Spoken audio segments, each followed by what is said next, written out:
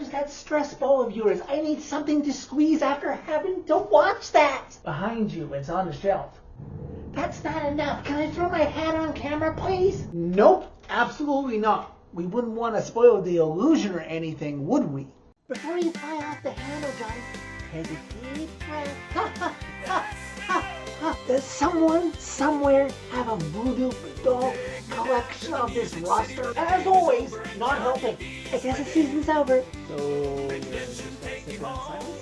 that was the plan. Why does it say placed on waivers?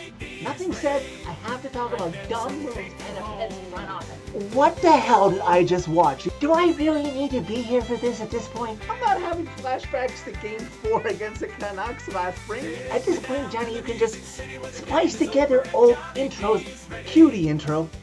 Redemption take you home. Preds tie the Winnipeg Jets 3-3, and then everybody's hands go up, way up, as the Nashville Predators defeat the Winnipeg Jets 1-0 in the gimmick, thus winning the game by a final of 4-3 Tuesday night in Canada Life Center in Winnipeg, Manitoba. 36 saves by UC Saros, a key goal in the third by the rookie, and the shootout winner by the Factor keeps the Preds treading water just outside of that magical bar that punches your ticket to the NHL's second season. The Preds avoid having to think about the NHL draft lottery just yet. That would have come with losing this game. Funny thing I have to remark on off the start, that I'm watching this game on the Jets feed on TSN, and they remarked that there's only going to be one official for this game due to travel issues getting the second referee into Winnipeg in time for it.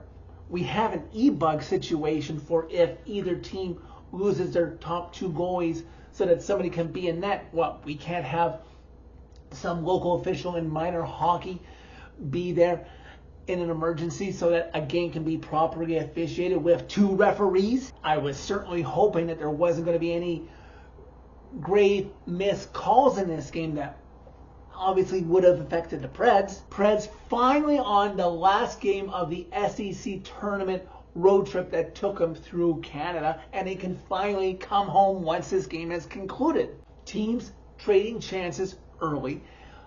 The Preds' best chance early comes when Marchessault sets up Matthew Wood for a one-timer on Connor Hellebuyck, but he's able to get his paddle on it. Under 9 minutes left to go in the first, Preds draw the first penalty.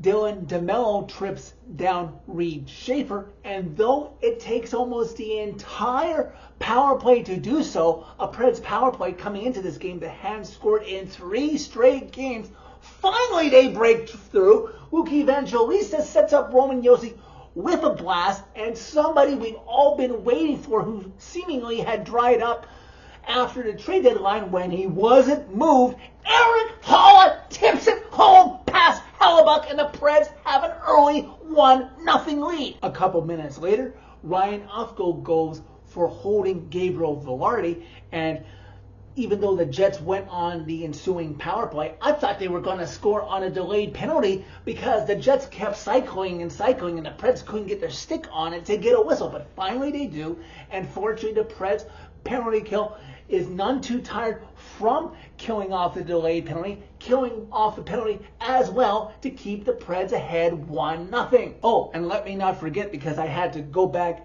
and watch the proper highlights because the TSN Jets feed didn't show who saved the Preds bacon right as the penalty expired after Saros made an ensuing save, that Roman Josi was able to backhand a rebound that the Jets certainly would have tapped in for the tying goal and gets that out. Preds, though, as always, unfortunately, can't get out of the period unscathed. Under a minute left to go in the first, eventually over 40 seconds left.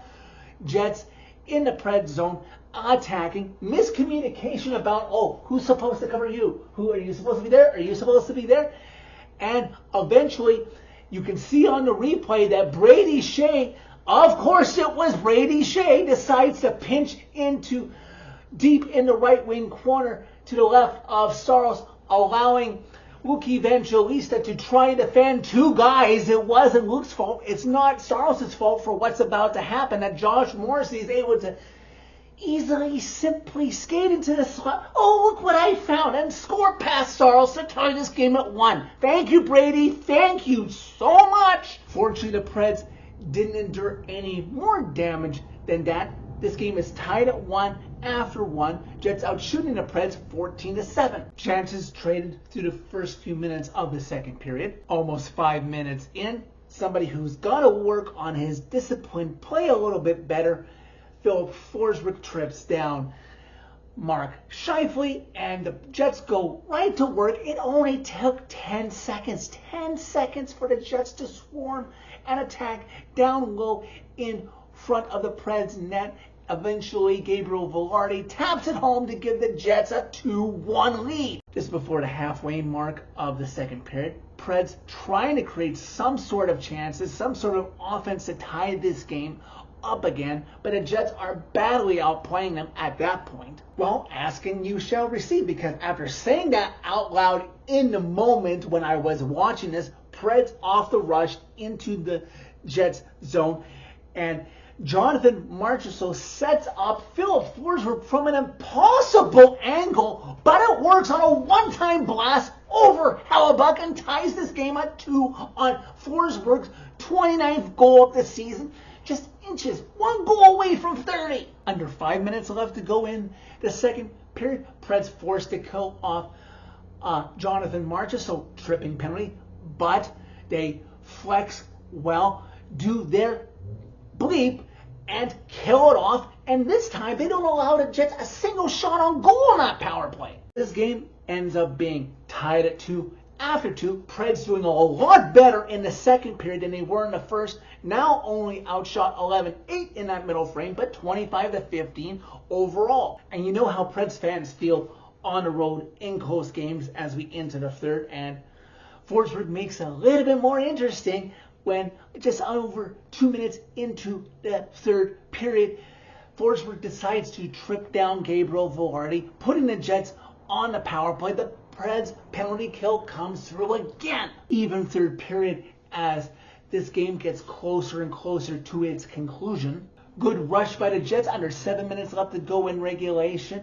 That you feel nervous about. That is this going to be the break against the Preds? But nope. UC Saros makes a huge pad save on Kyle Connor. Almost 6 minutes left to go in regulation in the third period. Preds in the Jets zone.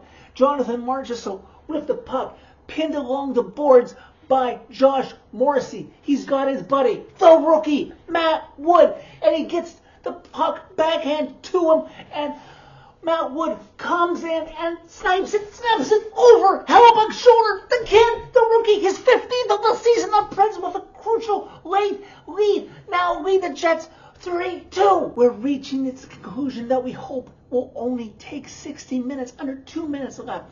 Former Pred Gus Nyquist, then followed up by Gabriel Velarde, but Saros is having none of that. The Jets pull Hellebuck late, all hands on deck. I'm hoping, I am praying that the Preds learned something from the collapse in Vancouver last Thursday, but unfortunately, of course they can.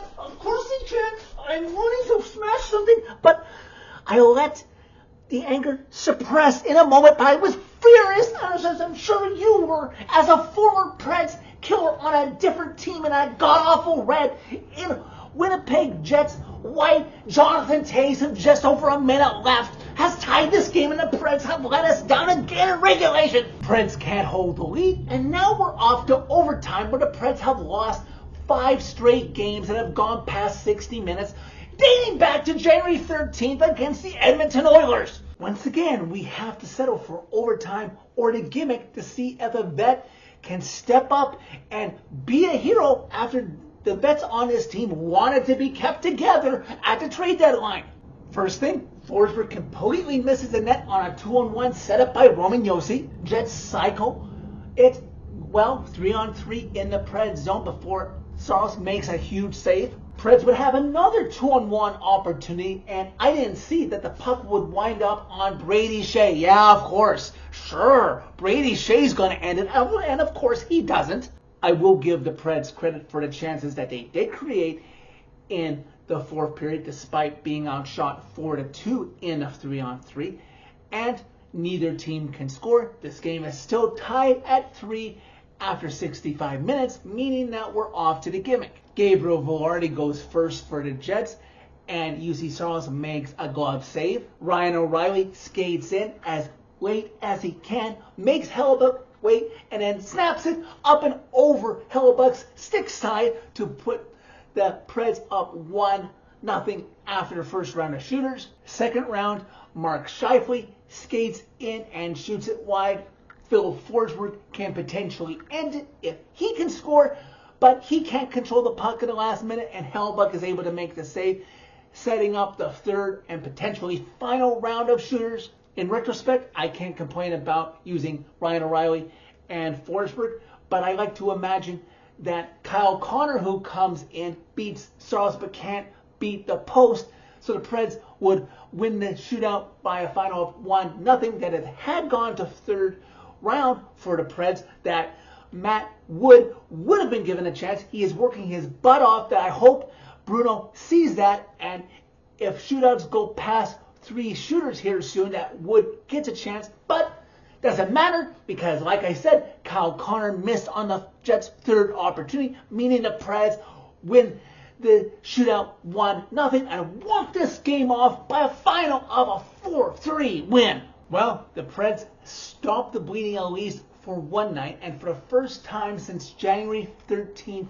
when they won that weird game in overtime at home against Tristan Jarry and the Edmonton Oilers, the Preds had gone on after that to lose 5 straight games plus 60 minutes. Well, they stopped the bleeding and won a crucial game tonight. The Preds are now 2 points back of that special spot in the standings, with 2 teams to jump to make a race out of it, and the Preds are getting help on the out-of-town scoreboard, with the Oilers just having beaten the Sharks, and right now the Preds are getting help in Seattle, where the Lightning are currently leading the said Seattle Kraken. The Preds will now head home from Winnipeg back to Bridgestone Arena on Thursday to face said Seattle team to see if they can make this playoff race interesting once again. Can my heart handle 15 more games of this? We shall see. So that is it for this video. Thank you very much for watching. As always, click a like if you liked this video. Click subscribe if you really liked it. You can find my social media and interact with me during every Preds game by clicking on a channel name.